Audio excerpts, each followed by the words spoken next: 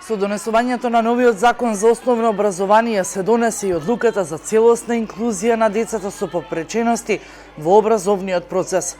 Со стартот на оваа учебна година започна имплементацијата на инклузивноста, а посебните училишта, каде сега посетуваат настава децата со попречености, се очекува најдоцна од 2023 година да им се промени начинот на работа, но исклучок се прави единствено за децата со потешка попреченост, кои ќе може да се дообразуваат во посебното училиште, но со дополнителен ресурен центар.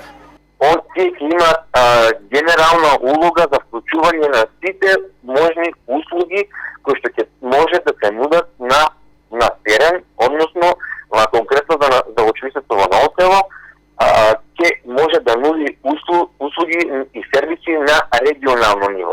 Односно организацијата и менеджментот на училиштето, самото училиште, односно самиот ресурсен центар ќе може да го менеджира.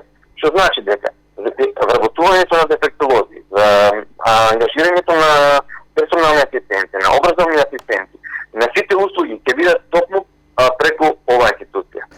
Додевски е дециден дека целосната инклузија на децата со попреченост во редовното образование е предобивка за општеството, но исто така представува и обврска на земјите потписнички на Конвенцијата за правата на лицата со попреченост. Потребни се адаптации на наставните програми и планови. Новото законско решение за основно образование предвидува покрај националната наставна програма и низината адаптација преку изработка на индивидуален образовен процес, да се изработи и модифицирана наставна програма намената за учениците со комплексни образовни потреби, преку која учениците ќе се стекнат со компетенции за самостојно живење, личен развој и социјални односи. Од ова учебна година стартува новиот закон за основно образование, кој исто така има на повеќе нивоа е унапреден во однос на претходните закони за основно образование.